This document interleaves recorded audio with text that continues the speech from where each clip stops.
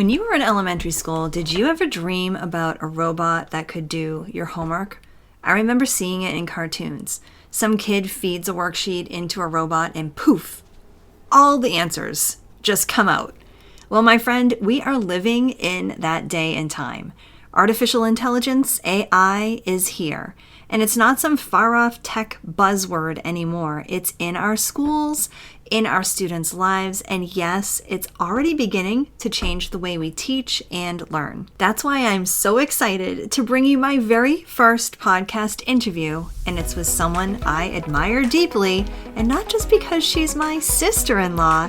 Kristina Peterson is a high school English teacher, a thoughtful educator, and a leader in the conversation around AI in education. She's been teaching for over 15 years, serves in state and university level leadership roles. She regularly contributes to major education publications and has recently co-authored a book called AI in the Writing Workshop. So yeah, she's just the right person for this conversation. In this episode, we're going to dive into a bunch of things, including ethical considerations that we teachers must think about when it comes to AI. We're going to talk about what the teacher's role is in this age of artificial intelligence, how to help students use AI as a learning tool and not a crutch. And yeah, we're even going to have a few fun practical ideas that you can start using in your classroom, whether you teach elementary or high school. You're going to love this conversation, and I promise you're going to walk away feeling a little bit more grounded in this whole idea of AI, more informed, and even more confident about your role in this ever-evolving digital world. So let's jump in. Welcome to Enjoy Teaching Again, the podcast for teachers who love the work but need a little spark to bring the joy back. I'm your host, Elizabeth Peterson, classroom teacher, arts integration specialist, and passionate educator of over 25 years. If you're overwhelmed by behaviors, disengaged students, and long, exhausting days, you are not alone. But together, we can turn things around and you can teach with confidence and purpose again. So locate that cold coffee of yours, find your favorite pen, I know you have one, and let's dive in. It's time to get inspired and enjoy teaching again. All right, so welcome, Kristina. I'm so excited to have you on my podcast. You're going to be my first guest interviewee. Oh, that's so exciting. Yeah. So welcome to Enjoy Teaching Again. And I know that you were a born teacher. Tell a little bit about you and what you teach and where you're at right now. Sure. So my name is Kristina Peterson. I teach at Exeter High School. I've been there since 2008 now, in the same classroom, thankfully. Awesome. And teaching pretty much freshmen through 12th graders. And I recently became a published author as well. My book, AI in the Writing Workshop, came out this spring. And so things have been really busy around AI and how to ethically implement it into my classroom. Yeah, it's a huge topic, and I'm so glad that I can have you on here so we can talk about this because it's going to infiltrate our lives. It already has, but it is going to really not just our lives, but inside our classrooms. And I know that there was like the last year or two, we got AI sprinkled into our experiences with like, oh, you can use this to help you write emails and help you write report card comments and that kind of thing. But now it is part. Yeah. We're just seeing the beginning. So what actually led you to writing about how to use AI in your classroom, in your high school classroom? Yes. It's kind of a funny story. When AI was first released, I'm sure everyone listening saw the headlines that this was the end of English classrooms and the end of teaching, and we'd all be replaced. And I naively thought that there was no way my students would use AI because I'm a workshop style teacher. And when we do writing, we do a lot of quick writes in notebooks with pen or pencil, and I write alongside them and I workshop with each of them. So I always have kind of my pulse on what they're writing. So there's no way. But I did play around with it. because helping to write emails or report card comments was definitely enticing. So I at least knew what it looked like. So in the end of 2022, right beginning of 2023, there was a work or conference coming up in New Hampshire that I wanted to pitch a session, and I naively called it "How to Bot-Proof Your Classroom," and was very confident that I had all the answers and no AI would ever come into my classroom. And no joke, maybe 4 weeks before the presentation, I was workshopping with a student, and he was writing a slam poem about the 10 reasons he plays football. And it was a countdown style poem, just like the mentors that we had studied. And I did workshop with him in class that Friday. And over the weekend, I asked them all to submit a typed rough draft. And his typed rough draft was definitely not a slam or spoken word poem. It had a weird rhyme scheme, very strange words. It was still about football, but it was definitely not what I saw in class. And when I spoke with him in class on Monday, he very excitedly told me all about ChatGPT. His college age sister had shown it to him, and he was really excited to use it as a rough draft. And he made this comment about how it was just like the mentors that we had studied. It was like another mentor for him. And I stopped in my tracks because I was not ready for this. I had this session that was coming up, but also I could not ignore the fact that he might have a point. And if we can, in fact, see AI as another mentor, could it have a place in the writing workshop? And so, like most things I do, it took like a whole year of writing about this to try and figure it all out. And that's where the book was born. Yeah, that's so interesting because it just like with so many other things, it's inevitable. Yeah. We are Yeah. going to have to work with it. So Mhm. we've got It's to here. learn how to work with it. And Mhm. I noticed in your book and in the table of contents, it really talks about like these great steps of how you can introduce this idea of the bots and how to Mhm. use them. So do you have some like specific ways that you introduce this idea now instead of Mhm. having the kids just be like, oh yeah, well I use Here we this to do go. my homework. Here we go. Yes, absolutely. Um, when we're using it as a writing partner, we have established a set of really important rules. And these rules shift if we're using it as a thought partner or research partner. But anytime we're using it as a writing partner, rule number one is to write first. And this is still in our notebooks. And I'm really clear with my students and when I present that when I only have control over what happens in the 55 minutes of my class period. So the second they leave my classroom, even if they have their cell phone in their pocket, they can access AI. But I do feel that writing your own ideas first and establishing your own voice is crucial, but it has to be done in the classroom and in pen and paper. I can't expect them to do it outside of my room because Mm-hmm, many of them won't. mm-hmm. So we write first. Struggle second is rule number two. And that's the one I get the most questions about. How do you make a student struggle? That productive struggle is so crucial. How do you do Yep. it? And my only answer again is in class, and I have to do it in front of them. And in my 20 years of teaching, writing in front of my students has been the hardest part, even harder than AI now, especially because I have 5 different sections and I have to do it over and over and over, and I have to do it as authentically as I can. Mm-hmm. But if I don't show them the importance of struggling, and if they don't help me come up with an idea and I show that magic of that moment, they're not going to do it. We're just going to kind of keep faking our way through it. So I have to write with them, which also changes up a lot of the things I ask them to write because I don't want to write about Lord of the Flies or Macbeth anymore. So we change up a lot of our writing assignments, not just because of AI, but also because this productive struggle is so important. Mm. And then it's not until we have struggled and we know where our struggle is. Maybe it's coming up with a title. I hate coming up with titles of things. Or maybe it's how to write a stronger beginning or a stronger end. And it's only when we know exactly what we want help with that I show them how to prompt engineer and how to use a safe generative AI bot in order to ask specifically what you want, and then I model.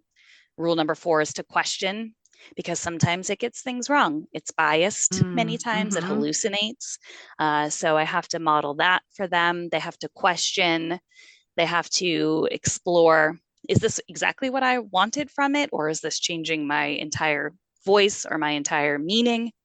And then we reflect and we're transparent about what they used. Sometimes it looks like they're changing that sentence to a new color. Sometimes, if it's a research paper and they're using it as a secondary source, they might actually quote Gemini or whatever the source is. And then they're honest about the extent they used it. So those are the 5 rules. Yeah. Yeah. That's actually quite good. Going on that for a second, I remember putting forth a research paper for a journal, and they were allowing the use of AI as long as you disclose what it is you're using it for and how much of it is actually being used. So, I mean, this is like real life, legit stuff we're talking about here. Yes. And I love that right from that first step, is having them get pen to paper. And, as an elementary teacher, we get to do that a lot more. At least at the beginning of things. And I really love hearing that it's also in high school, because I think a lot of adults, they rough draft right on the computer. What I found is, because I'm rough drafting right on the computer, I have AI right there, just in case. I can just go to ChatGPT. So tempting. It is so tempting, but giving yourself that moment to just really, what is it that I want to say? And like you said, what is your voice and what is it that you want to convey? And then modeling.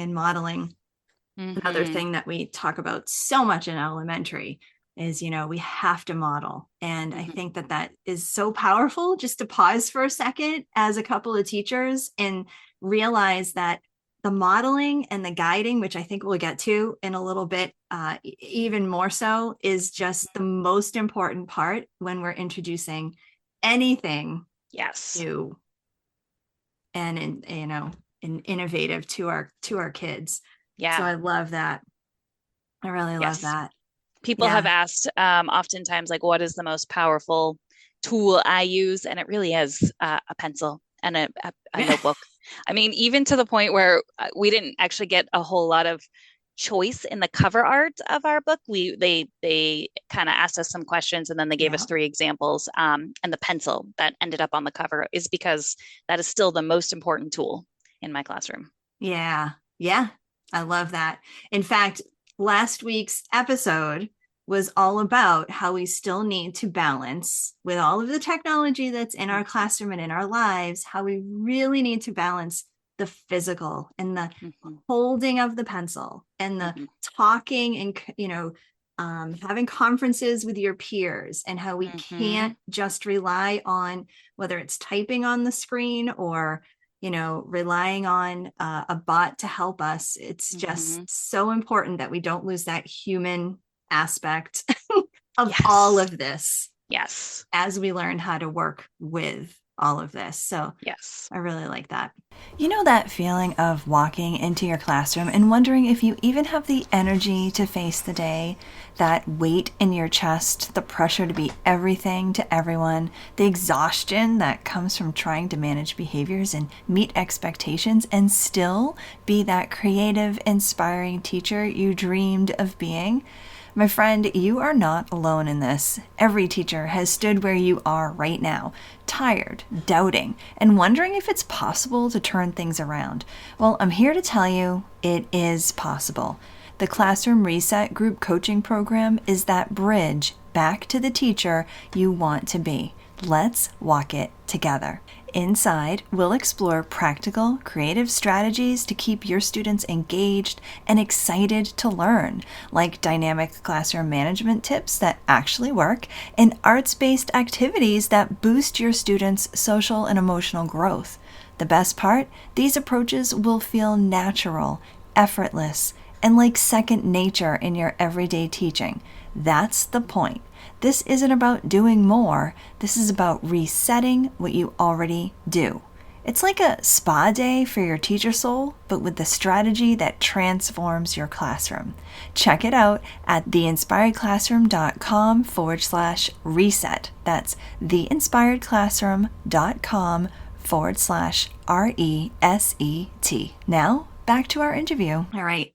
Can you give us an example of like a project or a writing assignment that you've actually done that incorporates some AI and chat GPT type stuff? Yes, absolutely. So one of the assignments I think that is most effective to show how AI can be used is actually our research paper. I think every teacher, at least at my level, does something with research, Oh and yes. All the way that down to first grade. We're researching something. yes, which is so important. Yes. Even Henry, my 10-year-old, I showed him a little bit of how to use AI to help him in his Oregon Trail research. Nice. But at the high school level, this is where like the right first rule might get bent a little bit because I think the key to surviving research in my world for both them and me is to ensure that this is something they truly are passionate about.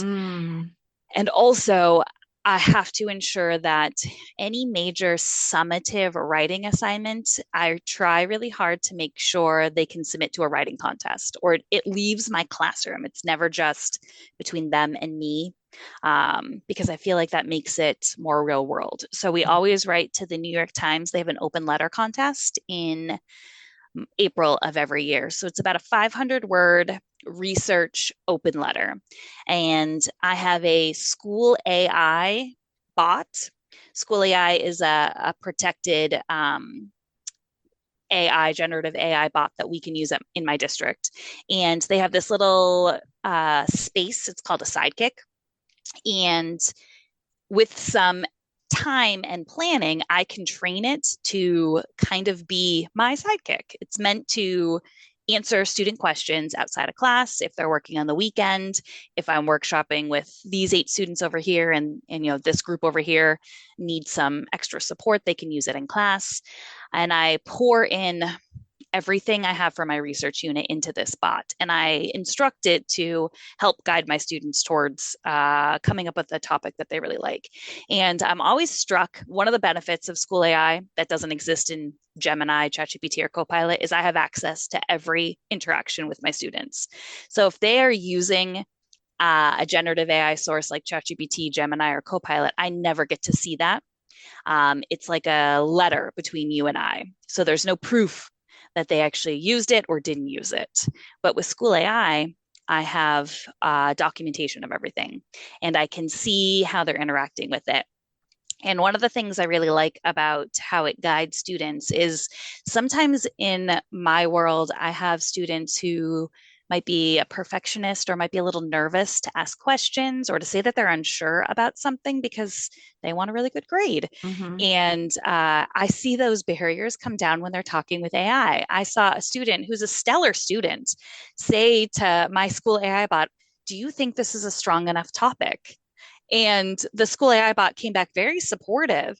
And then she said, "I'm just not sure that this could be a research paper." And then it came back and said, "Here are 3 things you could do for your research paper." And she was like, "Thank you so much." And then I watched her take those 3 things from school AI.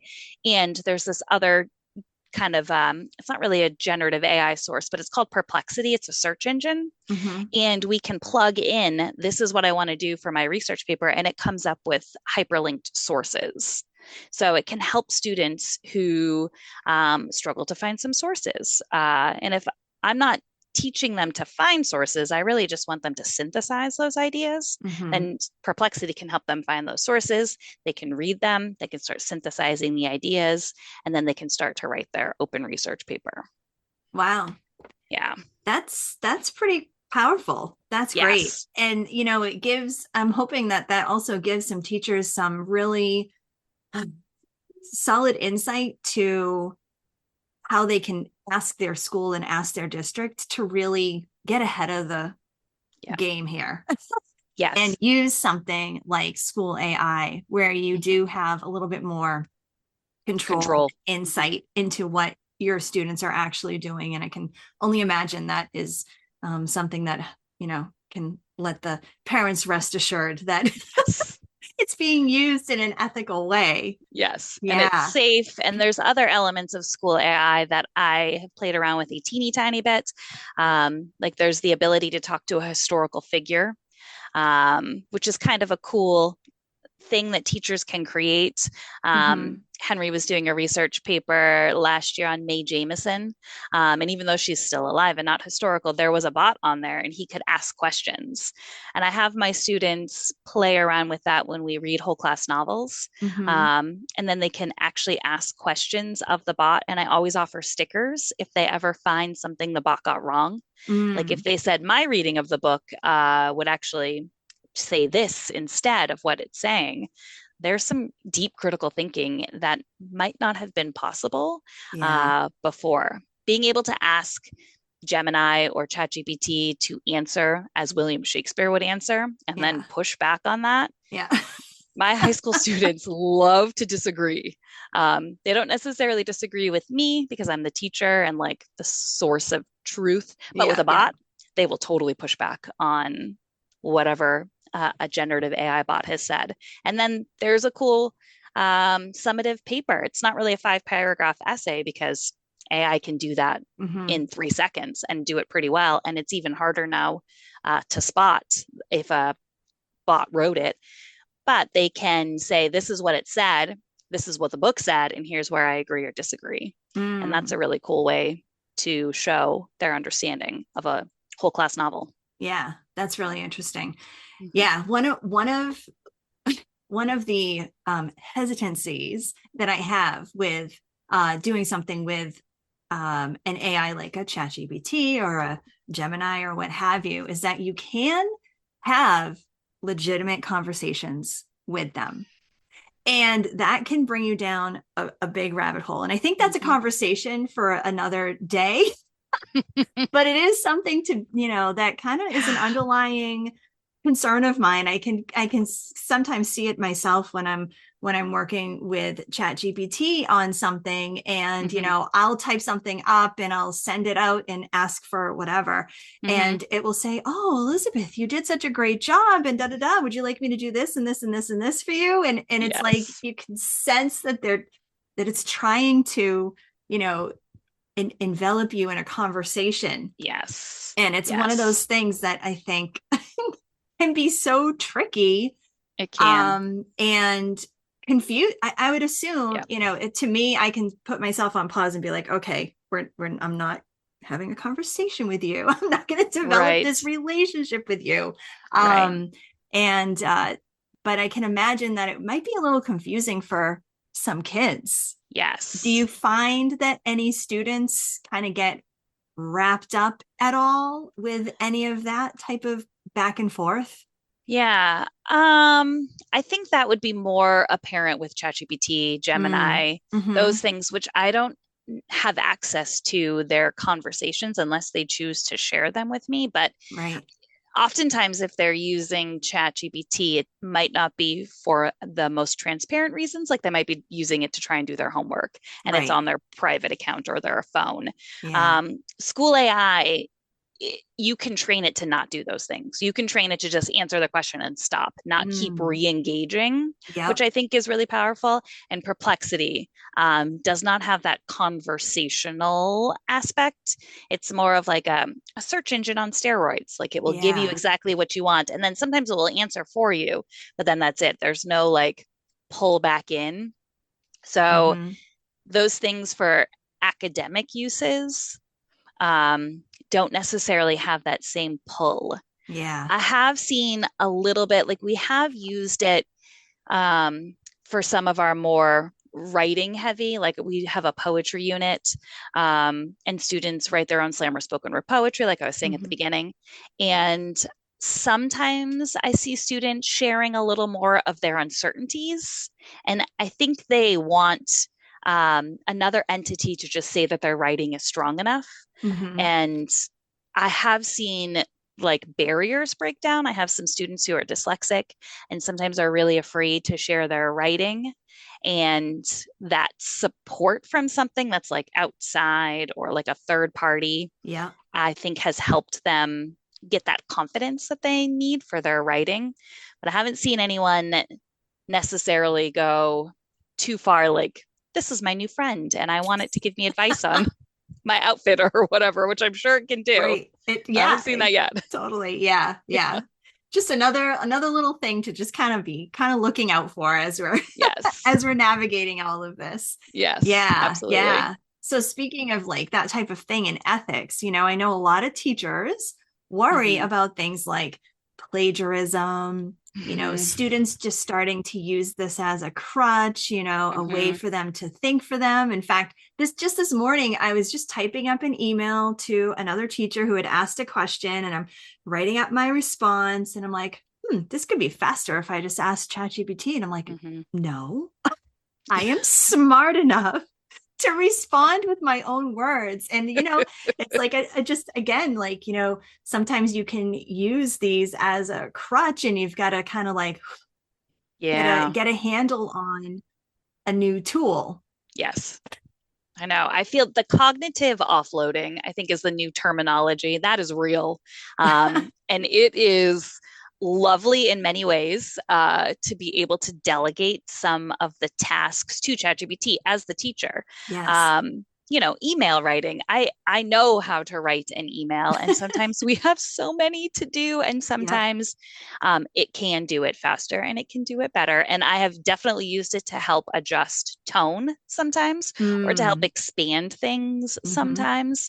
Um, I have also judged others because there are tells sometimes to emails. Like if you're new to ChatGPT, Yep. um, just be aware that it will say like, absolutely, here is an email with a more professional tone at the very beginning. And then at the end, it will say, let me know if you would like to expand that. And if you just hit copy and send that, those two things go along with your email. And that has happened many It's times. happened to me Um, too. Like receiving an email like that, I'm like, you definitely use someone didn't ChatGPT to write look. that. Yes.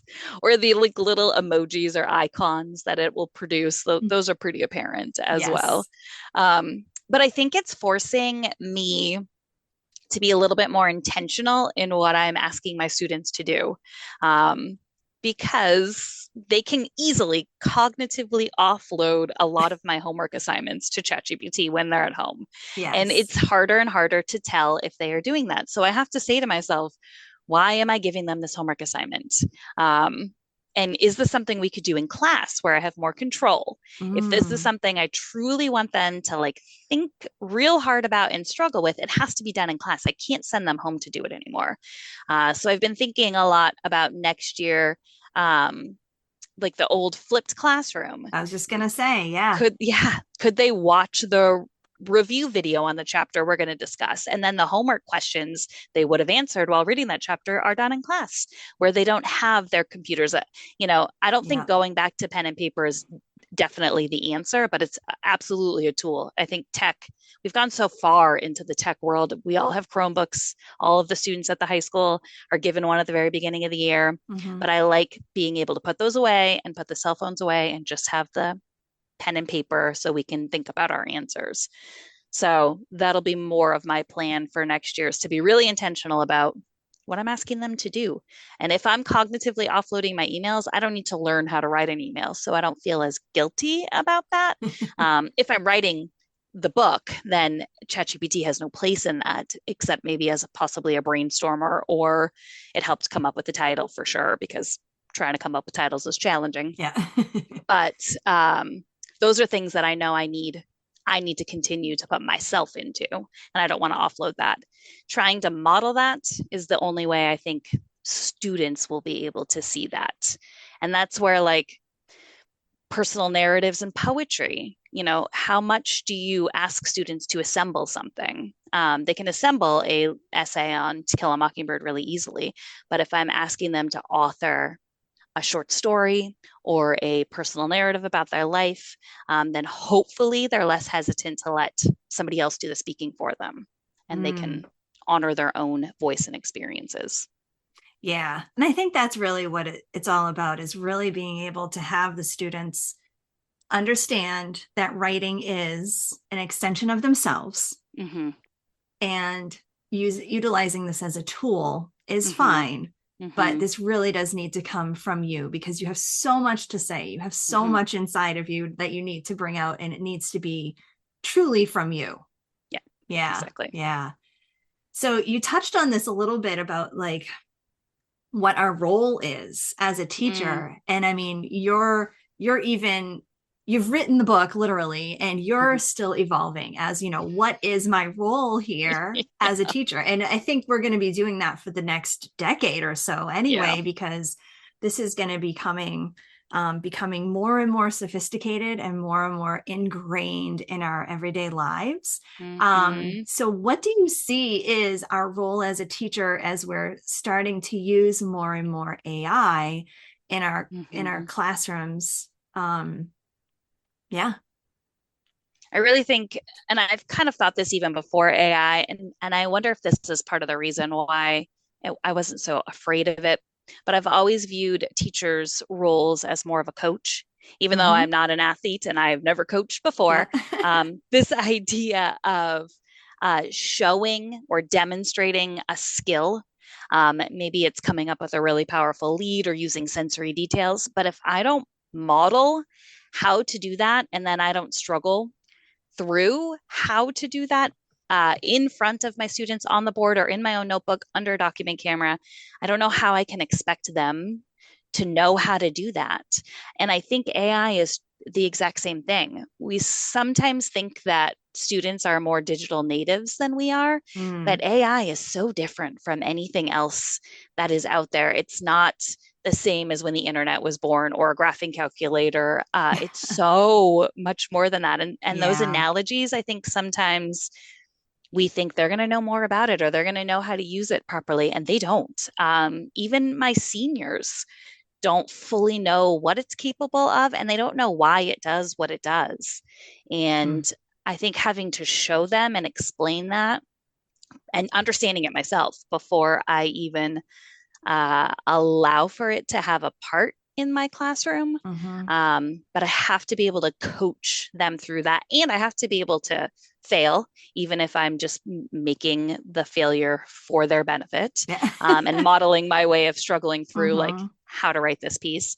Um, it's easy to give them models or to say like this is how you, I don't know, shoot a free throw, but you have to actually break it down and show them that skill, as a coach, as a Yeah. facilitator, Mm-hmm. more than just the source of absolute truth, the guide on the side instead of the sage on the stage, whatever that saying Yes. is. Yeah, that's exactly it. It just goes back Mm-hmm. to, just like with everything else, it just goes back to plain old good teaching. Yeah. We're guiding them through, we're modeling, we're Yep. allowing them to struggle in a safe environment. Mm-hmm. It's the same with any math skill that they're going to learn that we're going to teach them. It's the same Mm-hmm. with playing instruments. It's the same with Mm-hmm. how we have to now really demonstrate social emotional skills. It's Mm-hmm. all comes down to plain old good teaching. Yeah. And I think the Yeah. focus too, like you were saying, the social and emotional skills, Mm-hmm. um, in high school, we can be really content heavy. Um, and we've had these things in my world called work study practices that have been around for like 15 years. And I'm supposed to twice a year just kind of check off how my students are doing in these things. And it dawned on me at the end of last year after writing this book that those work study skills are the things AI can't do for my kids. They are Mm-hmm. things like Amen. self direction, they are critical thinking, creative thinking, collaboration, empathy. Yeah. And I was just in a workshop yesterday where they had this thing about the 15 skills employers want the most. And Yep. every single one of those work study practices were up on that screen. And, when if we're worried about students using AI in a maybe a dishonest way. They're Mm-hmm. using it to cognitively offload that question and they're just trying to sneak it in. Leaning more on those skills, those instances where we still talk about things. Mm-hmm. That's going to be the only way around it because there's no plagiarism detection software out there that is accurate. It Yeah. flags students who haven't used AI far more than students who have. It flags autistic Really? writers more, yes. And it flags ELL students or ELL writers far more than anyone else. Oh, wow. So any of these tools that schools or universities lean on, not only can they not tell you how they determined this was AI, there's no actual, you can't look behind the scenes. So how do you say that to a parent? Hmm. But also, I feel that is ruining my relationship with my readers and writers if I'm going to automatically accuse someone of using AI when you can't prove it, which is kind of a struggle, I think, for teachers. There's no really AI proof assignments. There are AI resistant things that we can do, but really kind of getting out in front of it and at least showing an ethical use of it um, is far better than being a plagiarism investigator for the rest of my Yeah. career. Yes. I can't do that. No. No. Yeah. Yeah. Yeah. Well said. Well said. Yeah. Well, so you are high school, Yes. but this is also going to, if it hasn't already, Mm-hmm. filter down to middle and elementary school. And I'm curious, with all the research that you've done, Mm-hmm. when should we start implementing this type of learning and using this as a tool into Mm-hmm. our curriculum? Well, definitely high school. I mean, that's an easy one. Mm-hmm. Middle school, I think starting to ethically discuss how to use it in essays or in writing or in homework is Mm-hmm. important. I see a little bit, I'm on the AI committee for my district. And so we were talking a little bit about what would K through 2 look like and what would 3 through 5 look like. Yeah. And the determination was more that responsibility and maybe a little bit of digital literacy in K through 2, but that teachers can use it as cool ways to really personalize and scaffold and Mm-hmm. differentiate Mm-hmm. far faster than anything else. Brisk is another tool that I use a lot.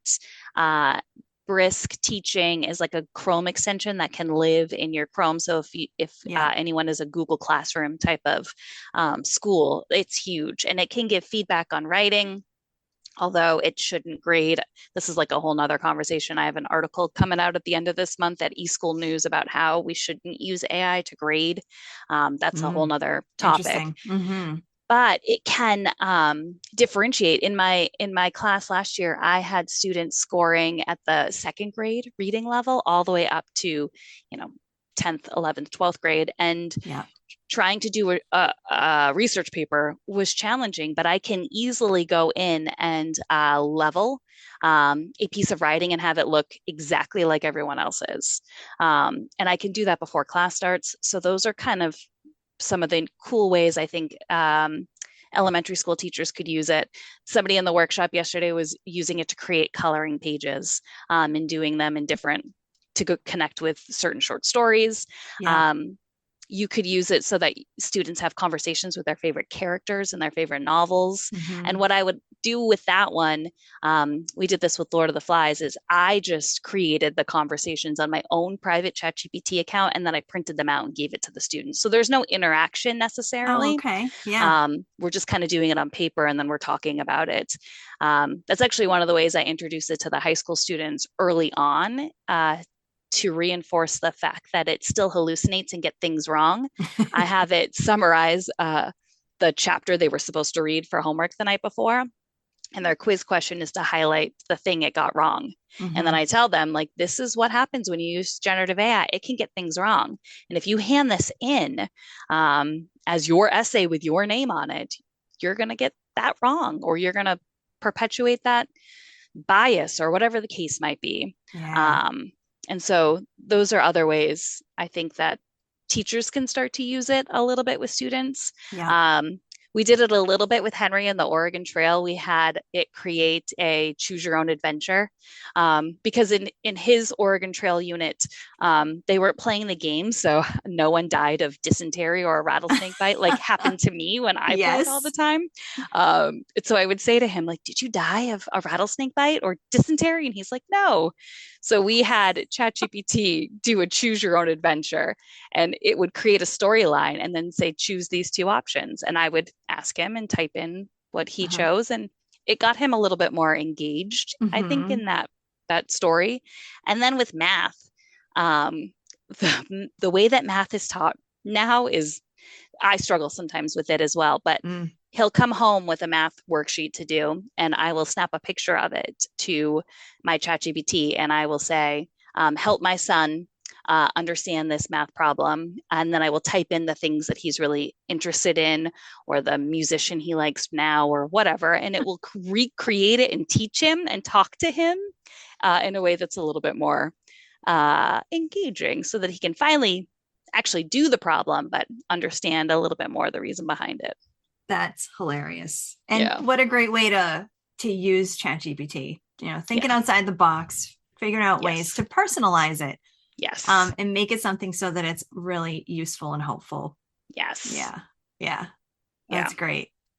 That's great. Well, I can only imagine that just like with everything else we want to do with our students, we teachers need some training. Yeah. And that's where you come in, Kristina. So tell us a little bit more about where we can learn about this topic and where Hmm. we can get a copy of your book.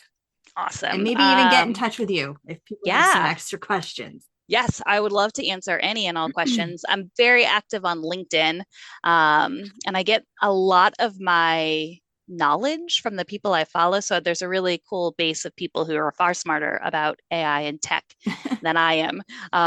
But LinkedIn for sure. The book is cheapest on the Heinemann website, but I think it's a 2 week shipping, and it's also up on Amazon. Yes. So those are two places to get the book from.